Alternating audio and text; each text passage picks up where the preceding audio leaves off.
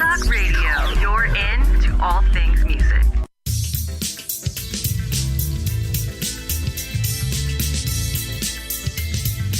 May the best brand win with Scott Robertson's Music Biz Marketing Strategies. Now, here's your host, Scott Robertson.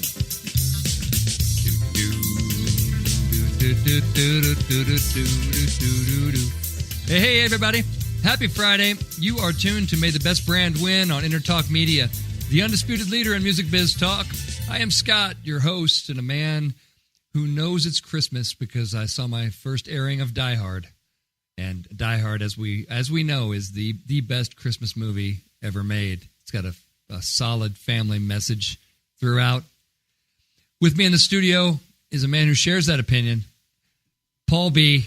Paul B., how's it going in Intertalk Central today? It's going good. I must agree with you about the greatest family Christmas movie. And we actually have a Hans now working with us. He's just in the other room, plotting something, right. I'm sure. That's right. You're the Intertalk intern is named Hans, and so he's affectionately known as Hans Gruber. It may be Gruber for all I know. I don't know his last name. I just assume it's Gruber. There you go. You know, it's an intern. You don't want to get to know him too much. You don't want to get too close. They love you and leave you.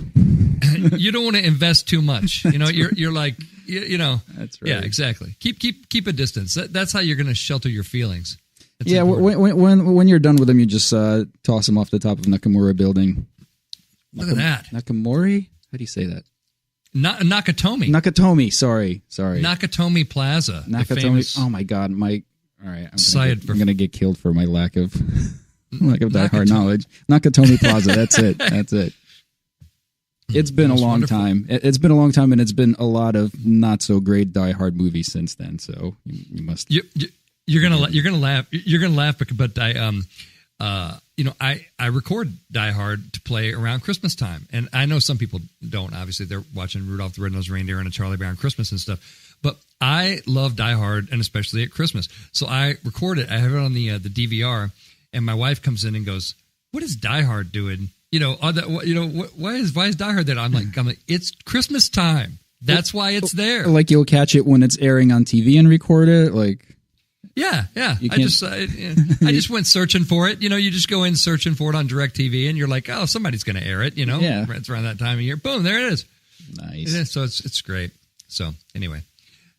Well, you guys are smart because you tuned into the show today, and this is all about me. So I run a public relations firm specializing in music and technology clients. If you want to reach me, here's how you do it. My email is scott@robertsoncom2ms.com.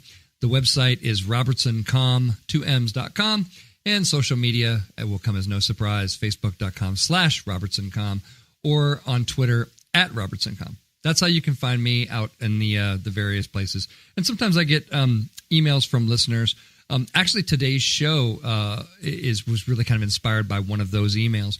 So today, you are listening to episode 105 of the big program, and I call it What's Really Working in Marketing Today, because I got an email from a listener that said, there's so many choices out there, to make when it comes to marketing. There's, especially if you get down to the tactical level, I mean, there's literally 50 or 60 different kind of categories of things that you could be working on, and it still, falls under the marketing flag, whether it's public relations or advertising or social media or content marketing or promotions or influencer relations or whatever you have it. There's a lot of stuff. But this listener asked, and they said, so which of this stuff actually works? Works the best? That was the phrasing of the question was, what works the best?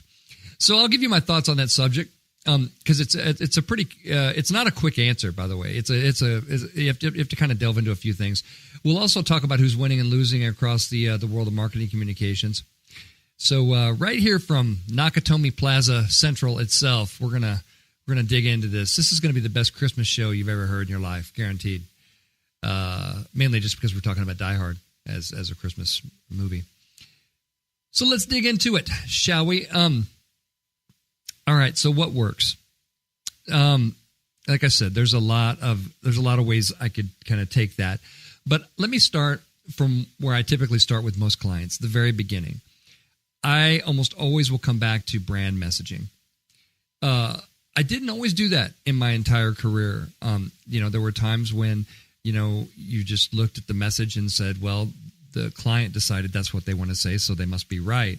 And so we're just going to go out with that, and we're just going to amplify that with whatever we're doing, whether it's public relations, whether it's, talking to analyst firms, whether it's whatever we're doing, we're going to kind of use the client's messaging. I don't do that anymore. Because I understand that messaging is the foundation for everything that we do in marketing communications. And if the messaging is wrong, everything is wrong. And there's nothing you can do to change it. You can be the best marketing person in the entire world, and if you have the wrong message, you're going to lose. You're absolutely going to lose. It's going to be a failure. So, having kind of lived through some of those, I gravitate back to the messaging is very, very important. Another reason that I want to mention that is there are a lot of companies out there that technically know how to do stuff, but they don't know anything about messaging. And I'm talking about some of these interactive and digital marketing firms that will come to you and say, well, let's create your Google ad. What do you do? And they talk to the client, and they get, kind of a first glance kind of message at them, and then they call that marketing. And then they build a website, and they get the message from the client, and they call that marketing. But I will assure you that if you are not spending appropriate time on the messaging, and you are not making your messaging come from the perspective of your audience, that you are leaving some marketing opportunity on the table, all the way from leaving a little bit of marketing opportunity on the table to the spectrum of it's going to be a total and dismal catastrophic failure, everything that you do from a marketing perspective. And it could fall anywhere in between, kind of on that continuum. So my first part of the answer is I will always say that what always works, and what always will work, and 10 years from now, if I'm still doing this show, what always will still be the core of what we're doing is messaging. And I don't care if it's delivered by an AI. I don't care if it's delivered by a Boston Dynamics robot that looks like a dog that can fly in the air like a flying drone and deliver the message that way. I don't care. The message has got to be strong. The delivery mechanism can be anything you want. Literally, it can be digital. It can be a banner. It could be a greeting card. It can be a whatever. But if the messaging is right, it's probably going to be right. It's funny because I was having that conversation with somebody just this week, and they said, I remember, reading a marketing book, back, and they said, the messaging is the most important thing, and it always has to come from the audience perspective. And I mean, this was like, this person was remembering something that happened to them, 20, 30 years ago, like in college. And I said, spoiler alert, the messaging, it hasn't gotten much better. It just gets delivered in a lot of different ways. And people and companies are still unwilling or unable, or insert your excuse here, but the messaging is not nearly coming from the perspective of the audience nearly enough. I see that all the time. I've been fixing that same problem for years. Every single day of every single year that I've been running my company, that's a problem that I try to fix. In every single client engagement I get involved with, the messaging has got to be addressed, right? So it really is the single most important thing that you can do in marketing. And keep in mind that we're preceding any actual communications at this point. No actual communications has been done.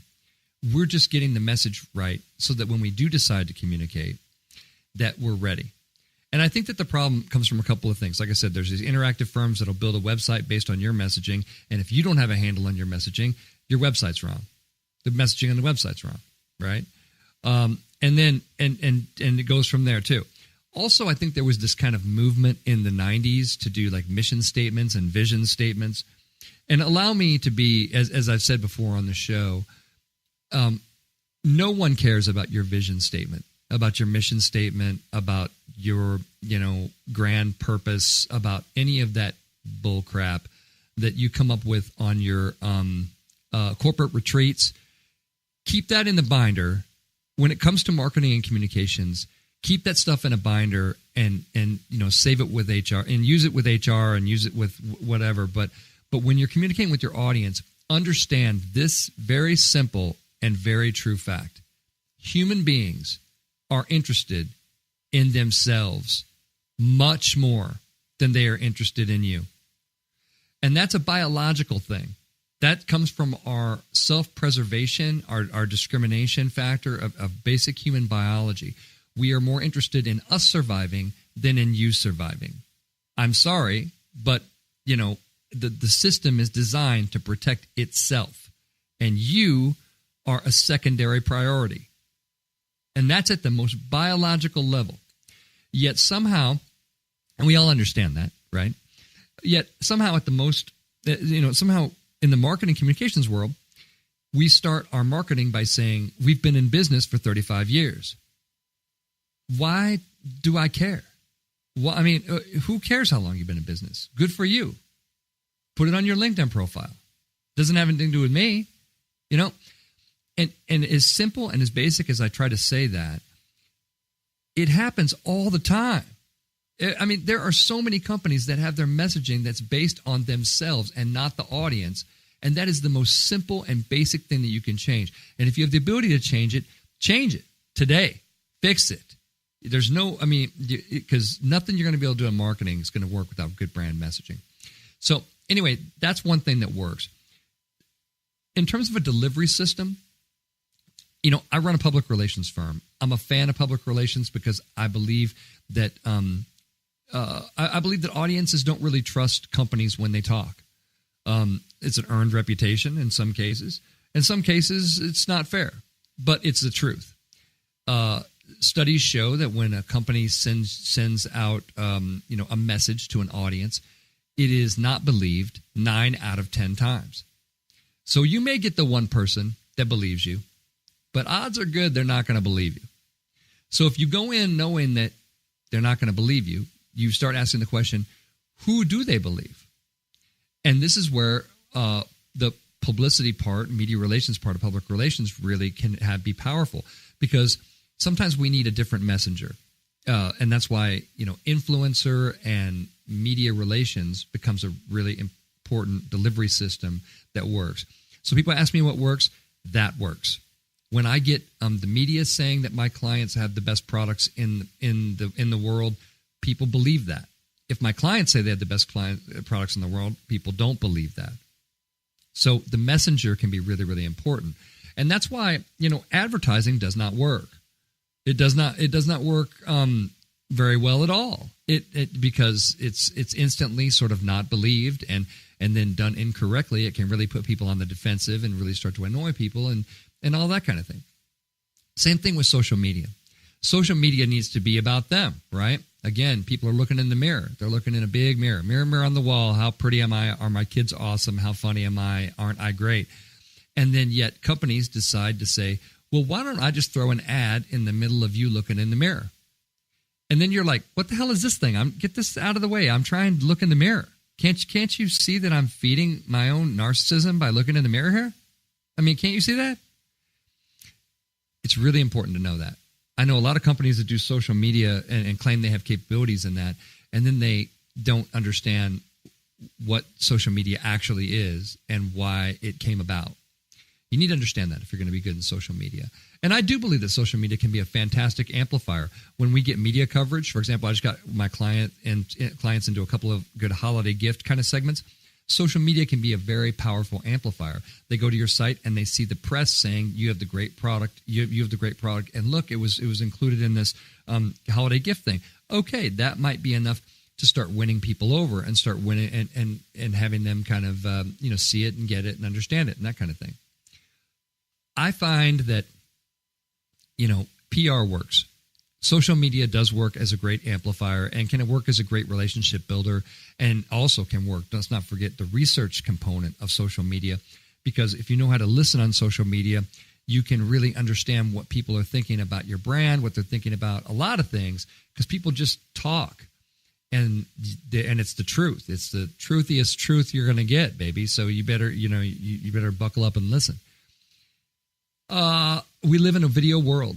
So I'd be remiss if I didn't say that video should absolutely be in your strategy, mainly because people just don't read anymore. They're not reading as much. So make sure that part of your marketing campaign is involving video. It's really, really important. We like to watch stuff. We like to watch the stuff. And so it's really important to make sure that is part of your strategy. And I think that, again, with a good message, that's all about them. Don't just get up there with the boring talking head and think that that's a video that's going to beat out, the video of a mountain lion taking down a deer, which is a great one I saw today. It had like night vision and like there was a mountain lion going after a deer. And it was like, you can't look away from that. That's like Mutual of Omaha's Wild Kingdom right there on your feed. It's awesome. So when you're producing video, make sure you can have stuff that stands up strong against some of the most engaging, stuff of the day that's going to be out there. So those are a few things that work. But before I get out of that part of the segment, I also want to say, make sure that you have a measurement system too, because what really works is measuring things, figuring out what's working, and then doing more of that, that kind of thing. Check your, check your sales, check your engagement numbers, your site traffic, your conversions, all of those kind of things. We are a data-driven profession, marketing is, and it's very, very important for us to be able to measure things, and however you do that in your organization, make sure that you are doing that. And I think, to answer the listener's question, start with great brand messaging, all about them. I spend at least 11, probably to 20 hours with my clients working on messaging before we communicate anything, right? It's important to do that. It's important. Next, have a delivery system that's going to build trust. That's not just going to be, I'm going to send out 1,000 emails and hope to get 3 people click on it. That's not good marketing. And, we'll talk about privacy, a little later, but if you're a regular listener to the program, you understand that I'm not a fan of just sending stuff to people because you can. There's got to be value in it for them, and there's got to be things that enrich the relationship for them. And the third thing is what really works is make sure that you have a measurement system. Make sure that you have a system in place where you're measuring. And if you can line those 3 things up, you're really going to have a good program that's going to be working for you. Hey, and you are working hard because you're listening to May the Best Brand Win on Intertalk Media, the undisputed leader in music biz talk. Come on back. We're going to talk about who's winning and losing this week. We'll see you in a few. Thank you.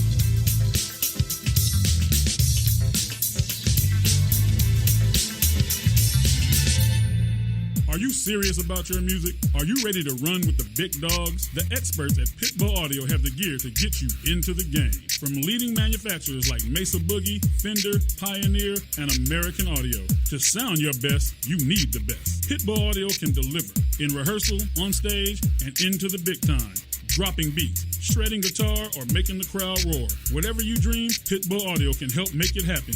We are Pitbull Audio. We want you to play it loud. PitbullAudio.com. This is Jackie Bertoni from Jackie's Groove. Come join me weekly on my journey through the music business as I take you behind the velvet rope, interviewing industry notables such as Al Di Meola, Michael McDonald, and Al Jarreau, to name but a few. Listen to their stories on being in the studios recording #1 hits and onto the stages throughout the globe. Allow me to be your music historian. You can hear me live every Monday at 2 p.m. and every Wednesday at 12 noon Pacific Standard Time or 24/7 on jackiesgroove.com. Ready to get your groove on? Hi, I'm Tim Dolbear, the host of Sound Experience on Intertalk Radio. Each week, I talk with top professional audio engineers, producers, musicians, and the manufacturers that make the tools that we use in the studio each and every day. From capturing the perfect take to mastering your final release, and the tools and how the pros use them, we are going to dive deep into their process and learn from their experience. I look forward to you joining us each week on Sound Experience with me, your host, Tim Dolbear. Make this your vinyl night. I'm John J.R. Robinson, and every week, music creation comes alive through stories, experiences, and sounds when vinyl records filled our hearts and minds. My friends and I share our tips and techniques used in creation of iconic tracks for recording artists such as Michael Jackson, Eric Clapton, Quincy Jones, and Steve Winwood, to name a few. Vinyl has emerged hot, and the soul of vinyl defines art and passion which burns deepest at night. Tune in every Wednesday at 2 p.m. Pacific Standard Time on InterTalkRadio.com.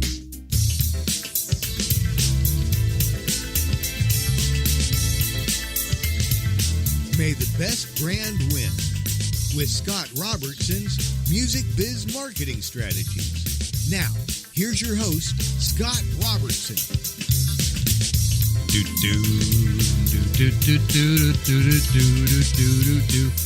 Hey, everybody. Happy Friday. You are tuned to May the Best Brand Win on Intertalk Media, the undisputed leader on Music Biz Talk. And I am Scott, your host. And Paul just said I should be called Scotch Robertson. Scotch Robertson. Scotch Robertson playing the bass and laying down the marketing truth, baby. I like it. Scotch Robertson. It sounds like a private eye or something. Yeah, that's it. I was trying to figure out what it reminds me of. Yeah. Scotch Robertson, private eye. I like it. I could see it. Well, we're talking about what's working in marketing today. And we're going to shift gears for a second in segment 2 like we usually do and talk about who's winning and losing in the world. So let's move on. The dictionary.com's word of the year this year is misinformation. In 2016, the word of the year was post-truth. In 2017, it was fake news. And this year, 2018, misinformation is the word of the year. So, dictionary.com said it chose the word, which it defines as false information that is spread regardless of whether there is intent to mislead, amid the growing role of technology platforms, Facebook, in spreading fakery online. I like it. Here's the quote. Recognizing misinformation as the 2018 word of the year following identity, xenophobia, and complicit reveals once again the perspective that we can gain about thinking about the words of our time, said the person from dictionary.com. The runners-up for the 2018 word of the year were representation, look at that, self-made, and backlash. Look at that, backlash. You know, we're in communications. If you're listening to this show, you've got a vested interest in communications, and I think it says something about society when the word of the year is misinformation.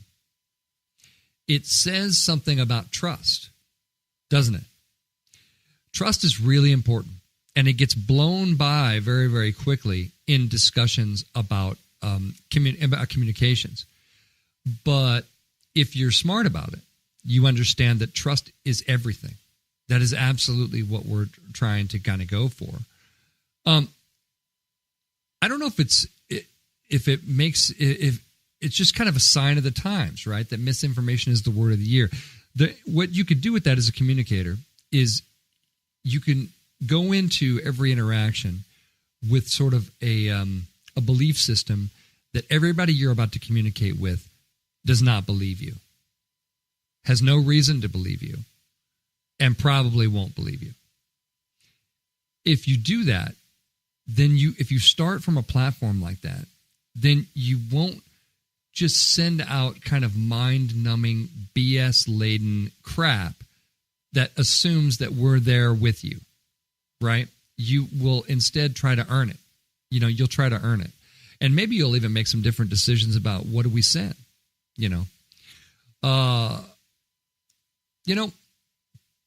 well, I'm going to talk about privacy later. I was going to dig into it for a second here, but for now, let's just say that misinformation is the word of the year, and I think hopefully our society can be on a more winning track in the future to where that's not the word of the year in the future. But it's interesting. Scientists agree that coffee naps are better than coffee or naps alone. And let me say that again. So scientists have studied this, and yes, someone's job is to study this exact thing. Coffee naps are better than just drinking coffee or just taking a nap alone. And this is fascinating science to me because your conventional wisdom is that caffeine interferes with sleep. But here's the thing. If you caffeinate immediately before napping and sleep for 20 minutes or less, you can exploit a quirk in the way that sleep and caffeine affects your brain and maximize your alertness. And there's a whole article about it. I can't really get into it. It's on Vox, but it was really interesting. Really interesting story about coffee naps And they get into, how it talks about your receptors and what, molecules are released in your brain and just all kinds of crazy stuff. And there's another story called the Science and Lore of Alcohol and Caffeine. But here's what you need to know. This is your takeaway from today's show. If you drink a cup of coffee and then sleep for 20 minutes, you will have a greater level of alertness than you would have by doing either of those two things by itself. So coffee naps are, first of all, here's what you need to know. Coffee naps are winning. Coffee naps are a thing, and coffee naps work, and there's a whole buttload of science that proves it that you can read about Vox.com. Joseph Stromberg wrote a story about it called Coffee Naps Are Better Than Coffee or Naps Alone. So you can check that out. But I think we're winning just to know about coffee naps. And I think coffee naps are just winning because that sounds good, I got to say. You know who else is winning? Retailers. Cyber Monday sales were over $7.9 billion, which surpassed the record estimate. So all of these glorious Cyber Monday deals really, really worked. And they made nearly $8 billion on Cyber Monday, which is up almost 20% over last year. And 20% is huge, given the fact that you know how big Cyber Monday was last year. It's like 20% larger this year, right? So for the shopping season so far, consumers have spent almost $60 billion online, which again is up 20%. So Black Friday, Cyber Monday, all of these other holidays that we have created for retailers are really, really working. As I mentioned on the show before Thanksgiving, there are reporters who interrupt their normal beats just to cover what are going to be, just to do stories that are like roundups of what the top, they read through all of the Black Friday, advanced Black Friday sales, and then they put together kind of roundups of what are going to be the best ones, right? And these aren't saying these are the best gifts that you should buy. They're saying these are the best deals on the crap that you want to buy, right? That is a fascinating shift because, in PR, we pitch holiday gift. These are the best products of the year. This is the hot holiday thing. This has the buzz. This has all these kind of things. But now reporters are looking for who has the lowest price. Where is the best deal? And this is a big thing. I don't mean just one or two reporters. I mean armies of reporters now are covering these things as if they were actual things, as if they were actual holidays or things. Which you got to find fascinating. But I don't think there's any way that you can not. There's no way you can look at this and not not say the retailers are having a good time. Online retailers, brick and mortar retailers, pretty much anybody that's participating in the Black Friday, Cyber Monday extravaganza is doing well. When you say that sales are up 20% over last year, which was insane also. That's really saying something. That's really strong. So anyway, those things are really, really working, really, really winning. I want to call attention to something else that was winning this week. Payless Shoes did a great publicity stunt. Absolutely, and publicity stunts are hard. They're hard to do, honestly, because everybody's seen everything and this kind of thing. So Payless opened up a fake luxury store called Palesi to see how much people would pay for $20 shoes. This is going to be some fascinating psychology for you folks right here. Are you ready? So they opened up a fake store in Santa Monica. They took over a former Armani store and they stocked it with $19.99 pumps and $39.99 boots. Because it's Payless Shoes. That's what they do.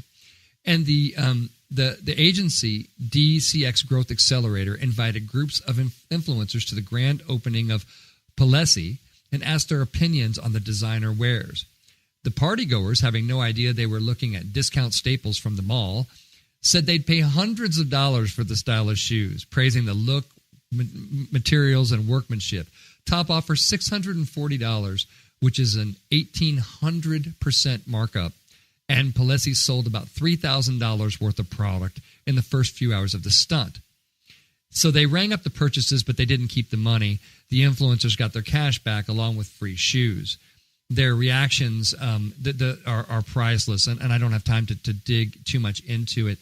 But they created ads for it. You're going to see ads where they talk about Palessi, and really it plays to the idea of story in our culture, right? If you can make someone believe that there's a story behind something, then the value of what you're selling goes up exponentially, right? And they improved it. And to me, I think that this whole PR stunt was absolute genius. Absolute genius. It absolutely shows what it exposes a few things, right? It exposes the psychology. It exposes what influencers really know, which is nothing, and it exposes that they will do dumb things and encourage you to do dumb things, based on sort of a gut feel or what have you. I liked it. Like I said, I got to say that's completely winning. I can't wait to see the ads. I think it's super smart. The CMO, Sarah Crouch, said the chain aimed to tackle the brand's perception issues head on at a time when retailers are feeling more heat from giant e-commerce sites. So it's really interesting because they show that that Payless is still relevant. Payless is still relevant and still has really good shoes. I don't really know much about shoes, so who's to say? I don't really shop for my shoes, at Payless. I think we did when the kids were small. I don't know, but I love this stunt. I love it. Good job. Awesome job, Payless. Winning all the way. Absolutely winning. And I can't wait to see the ads too. I'm excited. Who else is winning? Who else is winning is Pabst Blue Ribbon. Now, if you're a musician, you have a certain fondness in your heart for Pabst Blue Ribbon because musicians are two things, thirsty and poor. And Pabst Blue Ribbon was about ready to go out of business. For a while now it's been brewed by Miller Coors, but they didn't really know what they were going to do with the company. But I'm here to tell you that Pabst Blue Ribbon and Miller Coors have ended their legal dispute, which put the fate of the awesome beer in doubt. And Miller Coors will continue to brew the beers under contract for Pabst. So Pabst Blue Ribbon lives on. It will live to poorly intoxicate people for another few years at least. That's what I'll say. The and that's Pabst Blue Ribbon. They have Schlitz. They have Old Milwaukee, Colt 45.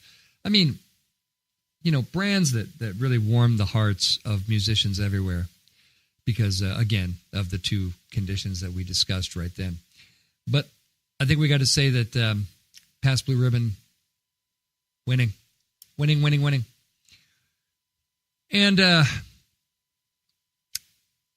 what's an interesting story I saw today on Fast Company that you want to check out? I don't have time to get into the whole thing.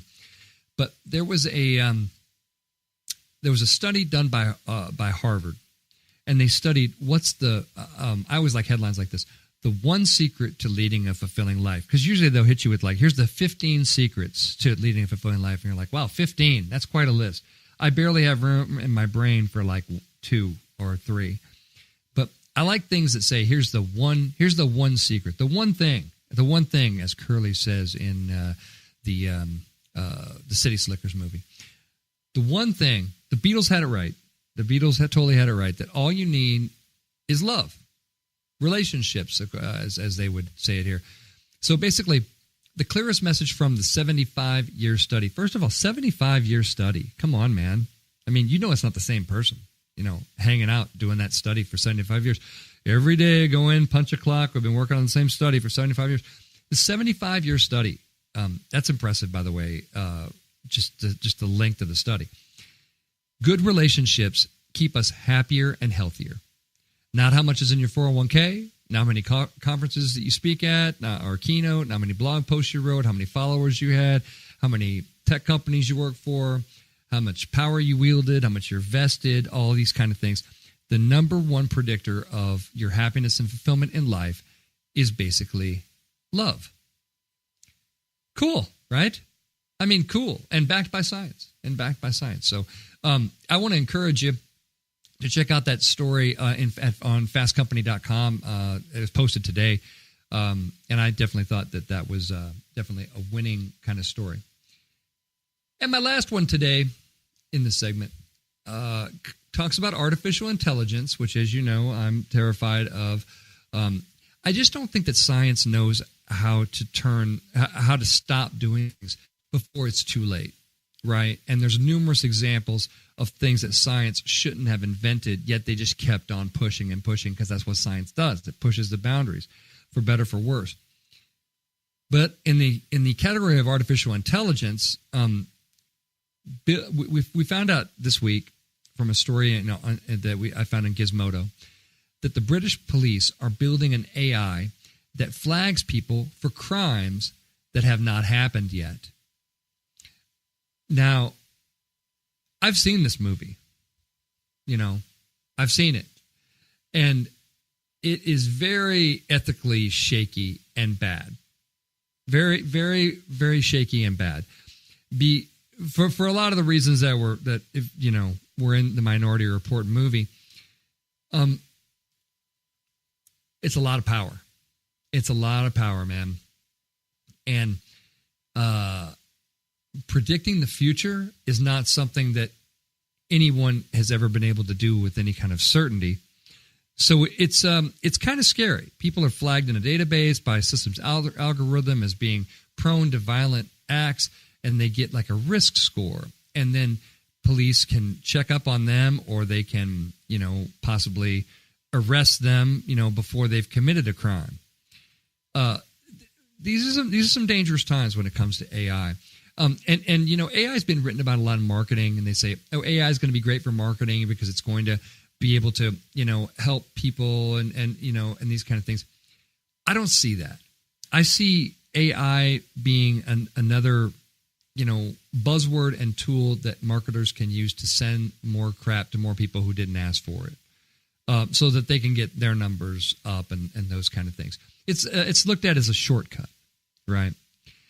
I think we're all losing with stories like that, and that's definitely one we got to watch. And somebody needs to watch this AI stuff a little more closely before we get into a situation that we can't push the undo button on.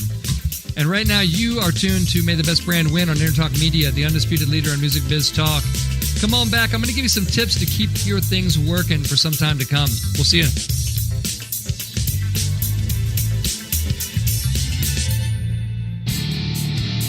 I'm Tim Dolbear, the host of Sound Experience on Intertalk Radio. Each week, I talk with top professional audio engineers, producers, musicians, and the manufacturers that make the tools that we use in the studio each and every day. From capturing the perfect take to mastering your final release, and the tools and how the pros use them, we are going to dive deep into their process and learn from their experience. I look forward to you joining us each week on Sound Experience with me, your host, Tim Dolbear. Are you serious about your music? Are you ready to run with the big dogs? The experts at Pitbull Audio have the gear to get you into the game. From leading manufacturers like Mesa Boogie, Fender, Pioneer, and American Audio. To sound your best, you need the best. Pitbull Audio can deliver in rehearsal, on stage, and into the big time. Dropping beats, shredding guitar, or making the crowd roar. Whatever you dream, Pitbull Audio can help make it happen. We are Pitbull Audio. We want you to play it loud. PitbullAudio.com. Make this your vinyl night. I'm John J.R. Robinson, and every week, music creation comes alive through stories, experiences, and sounds when vinyl records filled our hearts and minds. My friends and I share our tips and techniques used in creation of iconic tracks for recording artists such as Michael Jackson, Eric Clapton, Quincy Jones, and Steve Winwood, to name a few. Vinyl has emerged hot, and the soul of vinyl defines art and passion which burns deepest at night. Tune in every Wednesday at 2 p.m. Pacific Standard Time on EnterTalkRadio.com. This is Jackie Bertoni from Jackie's Groove. Come join me weekly on my journey through the music business as I take you behind the velvet rope, interviewing industry notables such as Al Di Meola, Michael McDonald, and Al Jarreau, to name but a few. Listen to their stories on being in the studios recording #1 hits and onto the stages throughout the globe. Allow me to be your music historian. You can hear me live every Monday at 2 p.m. and every Wednesday at 12 noon Pacific Standard Time or 24/7 on jackiesgroove.com. Ready to get your groove on?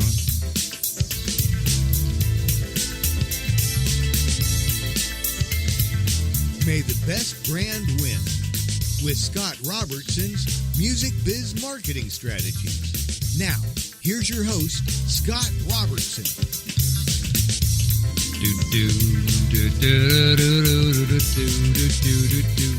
Hey everybody, it is Friday and you are tuned to May the Best Brand Win on Intertalk Media, the undisputed leader in music biz talk. I am Scott. We just dug through who's winning and losing. Paul's with me down at Nakatomi Plaza. Paul, how are things going? What? I'm sorry. I was just down for a coffee nap. Oh, what's right? What's happening? Are we still doing the show? 20 minutes. 20 minutes only. That means you could start the coffee nap at the beginning of this segment and you could wrap it up by the time it's over. I missed the beginning. How are you supposed to do it? You're supposed to drink some coffee and go to sleep right after? Yes. Basically, drink a cup of coffee and then take a quick nap. That's called a coffee nap, and it maximizes your alertness. I'm totally trying that. Sometimes I feel like going to sleep after just drinking a cup of coffee in the afternoon. I know, right? I know. It's really the science behind it. I didn't get a chance to really dig into the science, but go check out the Vox.com story on that, and it really goes deep into the science, and the science is extraordinarily fascinating stuff, to be honest. That sounds awesome. I'm definitely trying that. Yeah, check it out, and everybody do coffee naps. Just don't do it during this part of the show. That's what I would say. Well, we are today all day. We've been talking about what's working in marketing today, and I wanted to leave you with some tips that you can use to really kind of keep your marketing working. Kind of based on what we talked about in broad strokes in the first segment. Tip number one, always begin with your audiences in mind, and make sure that their needs are the core of your message. I was reading the book Story Brand recently, and it says it in kind of a different way. It says a lot of brands want to be the hero of the story, but you're not the hero of the story. You are the guide, right? And I love what they talk about in Story Brand that is so true. Is that you are the guide, they are the hero, and there's no way that they can't be the hero because it's their story, right? And but in every kind of action movie or television show that you see, the hero never does it alone, right? I just saw Ralph Wrecks the Internet, right? And basically the hero and heroine of the story, there's the little Princess Vanellope, and then there's Ralph, right? And they have several people who help them along the way, and in their quest to get what they want by the end of the movie, they have several folks that they encounter that help them get further along. Those people in the story are you, the marketer. The best you're ever going to be in the story is going to be the guide. And this is and I agree with Story Brand so much. Companies misunderstand this all the time because they think that they're the hero. They think that we're going to be the hero. We're going to solve your problem. That's why that's why people say solutions every single time. By the way, don't use that in your marketing. It's meaningless marketing drivel. Don't use that word. But begin with them in mind, right? If it's their hero, if they're the hero and they're trying to get to something else, let's say they're trying to, I don't know, whatever, learn how to play a musical instrument, for example, then if you're a musical instrument store, then yeah, you're a guide along the way. You can help them do that, but you're not the hero. They're the hero. And there's no way that you're ever going to be the hero. They're always going to be the hero. It's their mirror. So move your ass out of the way. You know what I mean? Very important in messaging to begin with them in mind. And as much as I say that, and as much as I have said that, and believe me, it's hundreds of times. This is episode 105. I probably said it 200 times on this show before. And that's not enough, because somebody will launch a company tomorrow and their message will be about something else that's not about the audience. And that is a rookie mistake, kids. Rookie. Fix it. Be about them. Make that your message. Very, very, very important as tip number 1. Number 2, remember that when you're doing this crazy little stuff called marketing, that you are in the relationship business. I just recently spoke to a group of high school students, and I asked them, I said, why do you think we do marketing? And I got, the standard kind of textbook answers, to promote things, to sell things, to create awareness that we're doing, to do these kind of things. And then I said, wait a minute. You are in the business.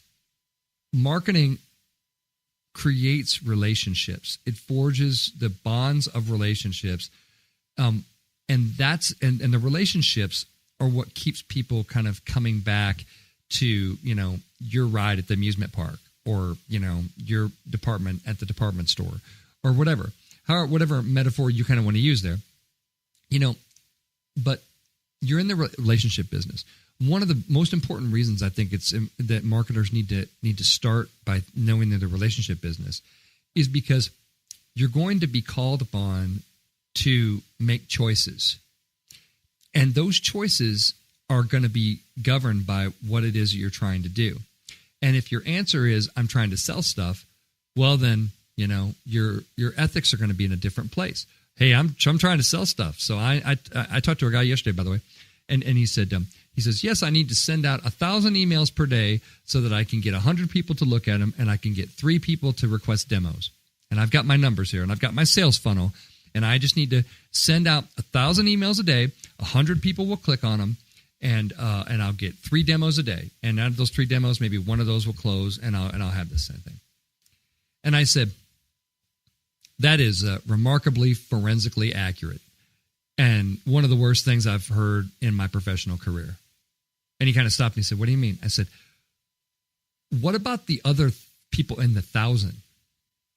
I said, what about them? What about all the people that you have that you are sending the message to, and where is your relationship with those people? Oh, well, I don't care about those people. I just care about the people who click on this kind of thing.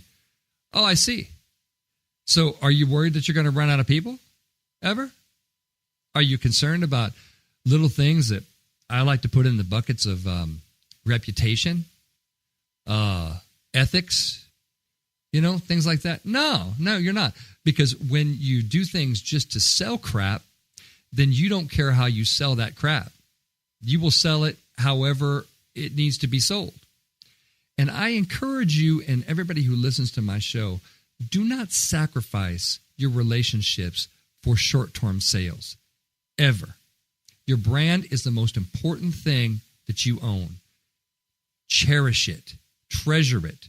Do not throw it out there, to groups of people who and don't play a numbers game with your people. It's better to send 1 email a day and make it fantastic and close 1 sale, rather than send out 1,000 so that 100 people will click on it and 3 people will do that.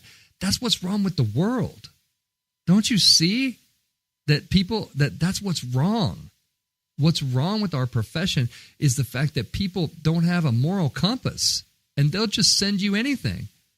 So much so that we've learned to tune out the mediums, because when marketing gets involved, as I always use my swimming pool analogy, it's like if there's a big pool party going on, marketing shows up and they, lean over the side and they urinate in the pool until everybody's like, oh, God, well, now we got to go over and move to a new pool. And then marketing shows up and is like, oh, I could pee in this one too. Stop it. Stop it. Be in the relationship business. Make sure the stuff that you send to people is great, or do not send it. Make sure that, when you have a marketing strategy and you say, oh, we're going to make robocalls and this kind of thing. No. Don't do stuff like that. It devalues the brand. It devalues the profession, and it devalues you. Terrible. Remember that you're in the relationship business. Listen to my words. If you come from the relationship business side of things at all times, you will always make the right ethical choices. You will always make the right choices for your audiences. Speaking of, let's talk privacy. Make sure that you value your audience's right to privacy.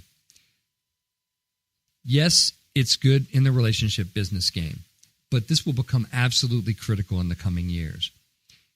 The laws are going to tighten around marketing at a level that you have never seen before and you've never experienced. They're coming for companies like Google. They're coming for companies like Facebook. They're coming for them. They're going to shut down those operations completely, or they're going to make them so difficult to operate that you're going to have to punt to some other stuff. Okay? Congress is working on its own GDPR-like legislation that will hit this year, right? They're working on it.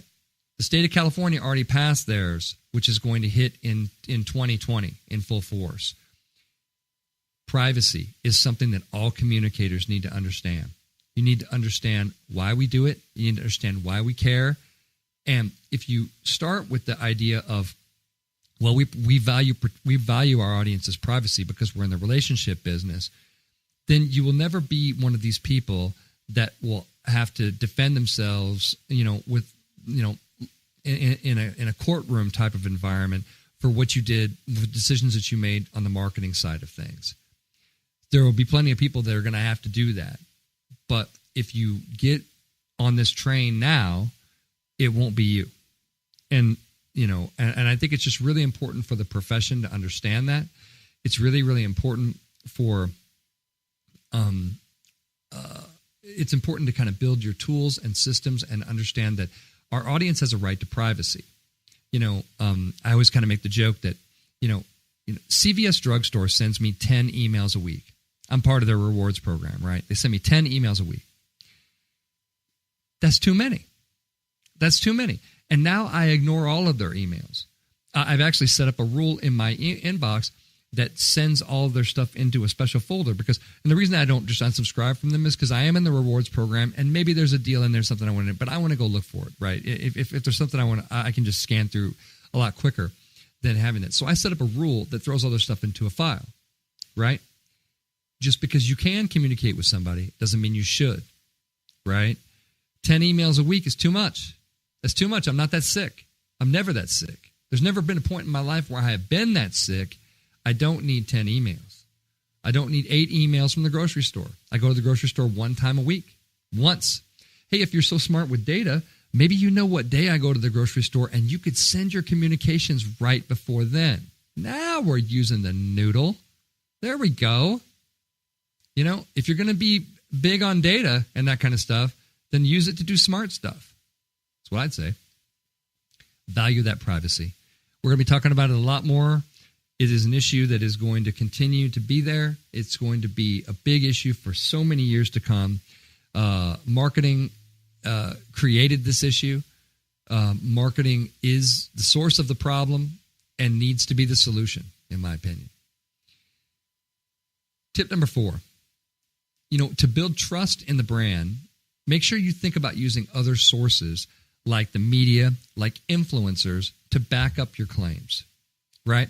Now, of course, when you use the media, you fall into the great realm of things we can't control, right? And that can make people really uncomfortable. Well, what if the media don't like the product? Well, let's make sure it's great so they do. Let's make sure it's great so they do. Let's make sure they have a good experience so they do. I have to tell you, I do reviews all the time. It is very rare that a media outlet will take a product. If something happens during the course of review, we're talking about it. And if we found a bug, in something that they're working on, and it's unique to them, they're not going to write about that. They're going to work with you, and because they want to tell a positive story about your product. That's why they decided to review it. There's very few media outlets out there that are looking to zing you and go, "We reviewed this and we found that it's the frets were too close here, and there was this." People don't do that in the real world. Journalists are looking to get their reviews done. They're looking to get them done accurately. They're looking to build content that's going to kind of build their audience and those kind of things. And they don't do that by recommending products and doing reviews on stuff that is not any good. I would say that in probably 95% of the reviews that I've worked on in my career have been positive. There have been a few negative ones. There have been a few things there's always reviewers that will say, hey, there's a few cons of every product. If there's no cons, you're trying to build trust, right? Who trusts something that doesn't say there's anything wrong with it? Stop being so full of it. It's like every single product that you have, there may be something that is, is not shiny and great about it, and maybe it's something you're working on for a future edition. Maybe it's something, a thing that you should have, but you're going to put it in version 2.0. I don't know, but if you want the trust, then you gotta be more level. You got to dial your hype machine back, and you got to let media and influencers do their job, because what you're trying to get from them is trust. And you can't get that with the glowy, there's nothing wrong, everything's great kind of thing. People don't trust that, right? Same thing with influencers, by the way. Influencers are great. They can really back up your claims. They have, influence with their audiences. So all you have to do is convince them that your stuff is great. And then, hey, you're off and running. That's what I say. Tip number 5, again, as I said in the segment number 1, measure everything. You want to keep doing the stuff that's working. You want to stop doing what's not working. But you want to make sure you're measuring that, and you're making decisions on what you're doing, and on what you're keeping to doing, and what you're stopping to do based on what's not working. So, again, measure, and then make sure that you keep on doing the stuff that's working and stop doing what's not working. People sometimes get too much in a hurry to communicate, and they forget that measurement piece, but it's really, really important. It guides everything that we do. It's why you can answer the question, this is why we're doing what we do. So those are my tips. What have we learned today, folks? We learned that as infinitely complex as marketing can be, it's actually pretty simple. And no matter how much the tools and tactics are going to change, and they will, the job remains the same. Don't let the purpose and the real job, the relationship building work that we do, get lost in the day-to-day execution of this stuff. That's how we're going to have the very best marketing in the years to come. That's it for me, folks. This has been Scott Robertson of May the Best Brand Win on Intertalk Media. We'll see you next week with a fresh show. Have a good one.